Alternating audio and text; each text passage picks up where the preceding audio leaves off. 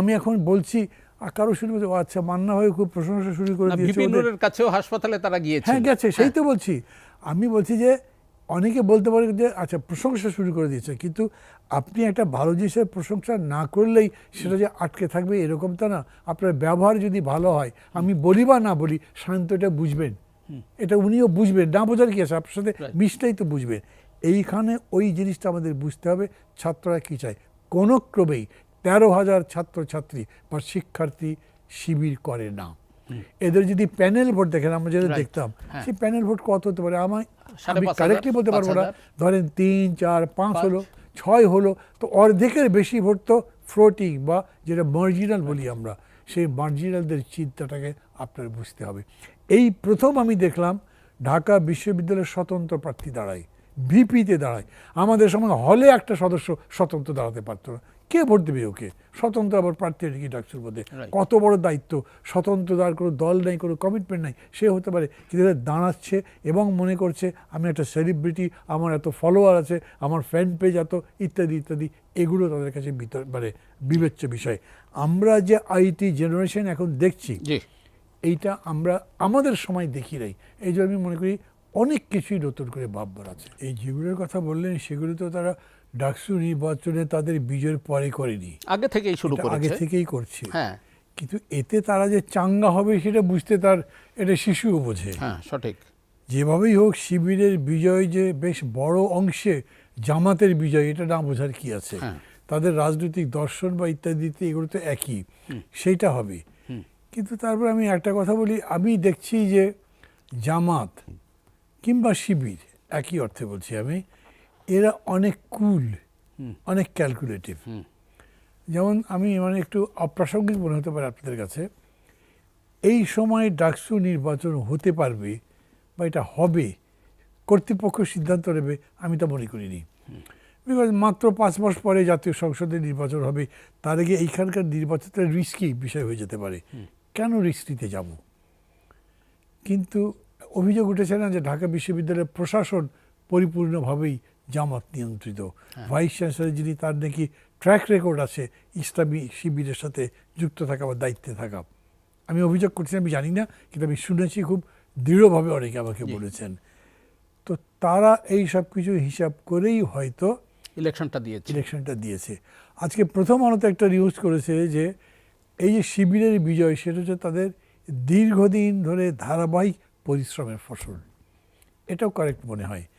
সবাই অভিযোগ করছে না যে গুপ্ত রাজনীতি ব্যান করছে, মামলাও তো করলো একটা, কিন্তু ওরা গুপ্ত রাজনীতি করেছে কোন অর্থে? গুপ্তভাবে চুরি ডাকাতি করে নাই, বা ধরেন যে একটা অন্যের পক্ষে গুপ্ত কোনো কাজ করার জন্য করে নাই। তারা যেটা করেছে, তারা মনে করেছে যে তাদের নিজেদেরকে বাঁচাতে হবে এবং দলটা চালাতে হবে। সায়ন্ত একটু আগে বললো না যে তারা তো ছাত্রলীগের সাথে মিশে মিশেই নামাজ পড়েছে, মিশেছে, ওদের সাথে তাদের সুখে দুঃখে থেকেছে, সাহায্য টাহ্য করেছে। ছাত্রলীগের কমিটির গুরুত্বপূর্ণ পদগুলো তো তাদের তো ভিপিজিএস এর নামও এরকম অভিযোগ উঠেছিল। ওগুলো বিস্তারের মধ্যে আমি যাচ্ছি না, বিকজ ফলাফল হয়ে গেছে। ছাত্রদের রায়ের বিরুদ্ধে কোনো কথা আমি বলতে চাচ্ছি না। আমার রাজনৈতিকভাবে যে পার্থক্য আছে সেটা আমি বলবই, সেটা আমি বলছি যেখানে যেখানে মনে করছি দরকার। আমি বলছি যে এর ফল দাঁড়ালো যে ওরা ওদের মানে নিজেদের কাজটা গুছিয়ে করতে পেরেছে এবং সেটার ফসল পেয়েছে। আপনি প্রশ্নটা করেছেন যে আবার আরেকটু বলেন। সেটা হয়েছে জামাতের তো একটা ভিত শক্ত হয়েছে এবং তারা দাবিতে আরো বেশি সোচ্চার হবে। এই যে সিস্টেমটা বলছে, আমার কাছে বলছে যে এরা সব হিসাব করেই করেছে। এবং আপনি যদি চেইনটা দেখেন, কত কুইক সাকসেশনে ঢাকা, দেন জাহাঙ্গীরনগর, দেন রাজশাহী, দেন চট্টগ্রাম, 4টা ইউনিভার্সিটিতে যদি যেতে এবং এইভাবে যে সিদ্ধান্ত হয়েছে, আপনার তাকে নিশ্চয়ই ধন্যবাদ দিতে হবে। প্রকাশ্যে আলাদার, আমি টক শোতে আসছি তাই বলছি, নাহলে মনে মনে তো আবার চিন্তা করতে হবে যে ওরা কিন্তু খুবই কুল, আমার তার চাইতে কুল হতে হবে। তারা খুবই ক্যালকুলেটিভ, আমার তার চাইতে ভালো করে হিসাব করতে পারতে হবে, আমি কিভাবে তাদেরকে মোকাবেলা করবো। সেখানে খালি রাজাকারের বাচ্চা ওই কইটা কোনো লাভ হবে না। বিকজ এখন যাদেরকে রাজাকার বলছেন তাদের বয়স কত, 20-22, তারা রাজাকার হবে কীরকম করে? আমি যখন ডাকসুর বিপি ছিলাম তখন কুমিল্লা ভিক্টোরিয়া কলেজের একটা পরিচিত সবাই গেছি আমার সংগঠনের পক্ষে। সেখানে ইসলামী ছাত্র শিবিরের প্যানেল দিয়েছে, তাদের বিরুদ্ধে আমি বক্তৃতা করেছিলাম, এরাই স্বাধীনতার বিরুদ্ধে, রাজাকার ইত্যাদি। তখনকার কম বয়সের অভিজ্ঞতা। আমি ফিরে এসেছি ওই বক্তৃতা করবার পরে, আমাকে অনেকেই জানিয়েছে আপনার এই অংশটা ছাত্ররা পছন্দ করি। তখন আমি খুবই ছাত্রপ্রিয় একজন নেতা, আমার বক্তৃতাও সবাই শুনতে আসে, কিন্তু এইটা একদম ওপেনলি বলেছে ওরা কি করে রাজাকার হবে, তাদের বয়স কত ছিল। এটা আবার ওদের যারা প্রার্থী তাদের সবাই বলে বলে বেরিয়েছে। তো এই যে ধরেন উচ্ছ্বাস তাদের মধ্যে নিশ্চয় হয়েছে, আবেগও নিশ্চয় হয়েছে, কিন্তু তাদের প্রকাশটা তো নেকেড হবে না। তারা বরঞ্চ এইখানে আরও হিসাব করে আরও অন্য কোনোভাবে আপনাকে মেবি বিলো দ্য বেল্টও হিট করতে পারে। তাদেরকে খুব আমি ডিসেন্ট পিপুল, তারা কোনো কনস্পিরেসি করে না, কোনো ধান্দা নেই, এগুলো বলছি না, কিন্তু অন্য অ্যাট্রিবিউট দিচ্ছি না।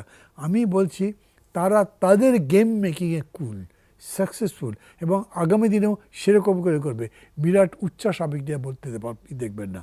আপনি যদি অবশ্যই আমি নিয়ে আসতে পারতাম, কিন্তু তারা নীরবে আপনার পর্যন্ত পৌঁছে গেছে না, সেটা তো করেছে। আমি বলছি যে ওরা যেটা করেছে এর মধ্যে ধরেন বিতর্কটা হচ্ছে যে আপনারা জুলাই সনদ তৈরি করেছেন সংস্কার নিয়ে যা যা হয়েছে, কিন্তু এগুলো যে বাস্তবায়িত হবে তার গ্যারান্টি কি?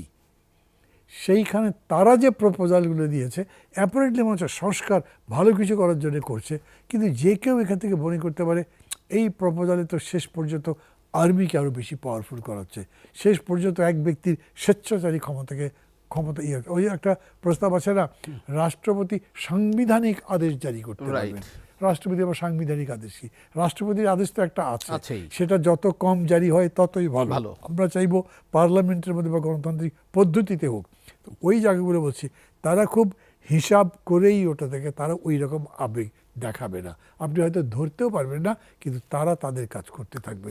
যদি কেউ তাদের সাথে রাজনৈতিকভাবে লড়াই করতে চান, তাদেরকে রাজনৈতিকভাবেই লড়াইটা মোকাবেলা করতে হবে। এটা সংশয় প্রকাশ না করা ভালো, যদিও সময় বেশি নেই। 14 তারিখে আবার বৈঠক হবে। হ্যাঁ, 13 তারিখের মধ্যে আপনাদের কাছে মনে হয়, জি, মানে এটা রিভাইজড কপি, কারেক্টেড কপি হবে, এবং তারা এরকম করে বলছে যে এইখানে যেটা যাবে সেটা অঙ্গীকার বলেই ধরে নেওয়া হবে, মানে সব দলগুলো এটা অ্যাগ্রি করছে মনে করা হবে।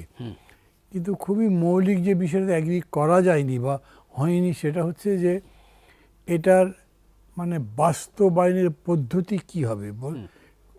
ওই কমিশন যে সাংবিধানিক বিশেষজ্ঞ আছে তাদের সাথে কথা বলেছে, তারা প্রথম তো প্রস্তাব করেছিল যে এই সনদের মধ্যে যা যা লেখা থাকবে সেটার সংবিধানের বিধানের চাইতেও বেশি শক্তিশালী হবে, সেটা নিয়ে তো আলোচনা, মামলার কোনো রায়ে এটা দিয়ে সাসপেন্ড করা যাবে না।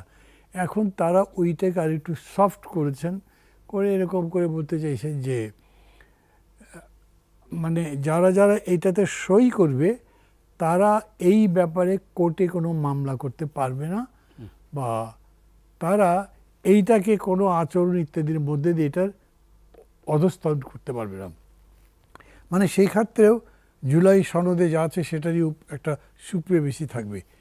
কিন্তু এইখানে আবার কনস্টিটিউশনাল এক্সপার্টরা বিভিন্ন মত দিচ্ছেন, সেটা বলেছেন এই আলোচনাটাই চলবে। আমি আমার কথা বলি, এইখানে হয়তো আসলে ঐক্যমত হবে না। ধারণাটা এরকম করা উচিত নয় যে সমস্ত ব্যাপারে সব কটা রাজনৈতিক দল একমত হয়ে যাবে, এরকম কখনোই হতে পারে না। যতদূর হয়েছে ততদূর পর্যন্ত আমরা এসআরও দিয়ে বা সরকারি আদেশ দিয়ে কারেকশন করতে পারি। আর যেটা হতে পারছি না সেটার ব্যাপারটা কি করা হবে, আমি ধারণা করছি এরকম হবে, কিন্তু এটা একদম আমার ধারণা যে শেষ পর্যন্ত ঐকমত্য কমিশন তাদের সুপারিশ, তারা তো সিদ্ধান্ত দিতে পারে, সুপারিশটা গভর্নমেন্টের কাছে এটাই দেবে যাতে এখানে যে সনদ গ্রহণ করা হলো that prevails over any other, কি বলবো, ল বলি বিধান বলি তার উপরে। এইটা এক ধরনের এরকম করে বলা যায় যে যারা এই বিধানের পক্ষে খুব দৃঢ়ভাবে কথাবার্তা বলছেন, ইনক্লুডিং জামাত, যাদের নিয়ে এত কথাবার্তা হলো, এবং বিএনপি আবার ওখানে মনে করে যে এখানে আমাদের কমিটমেন্টটাই বড়, সংসদের উপরে কিছু নেই, আগামীতে যে সংসদ হবে সেটাই সার্বভৌম হবে, কোনো বিধান সার্বভৌম হতে পারে না। সেখানে মানে এখন পর্যন্ত ঐক্যের জায়গায় দেখা যাচ্ছে না, কিন্তু মানতে তো হবে, নির্বাচন তো হতে হবে। বিএনপির সম্পর্কে আমি এখানে একটা কথা বলি, যেটার উপরে আমি ভরসা করছি, তা হলো যে বেশি করে নির্বাচন বিএনপি চায়, কারণ বিএনপি মনে করে ইনস্পাইট অফ এভরিথিং ভোট হলে তারা জিতবে।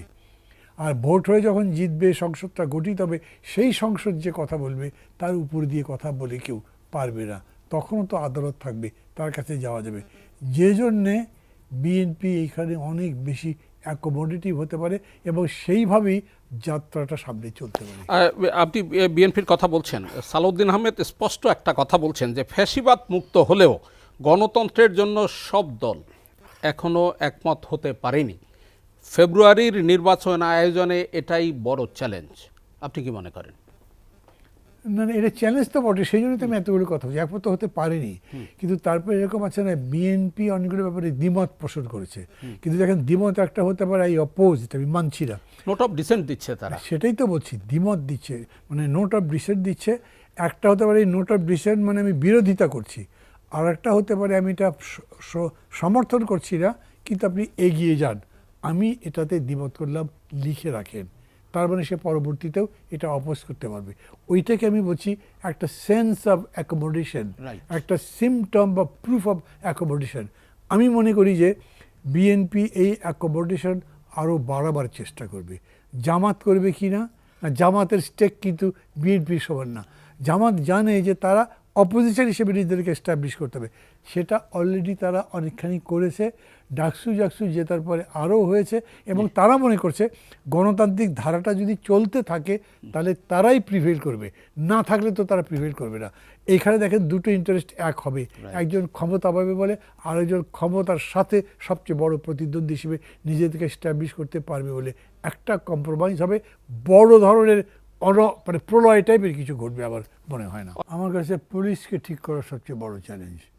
আর যদি খুবই পরিশীলিতভাবে বলি, তাহলে আমি বলবো যারা নির্বাচনটাকে পরিচালনা করবে তারা নিজেরাই চ্যালেঞ্জ। সুতরাং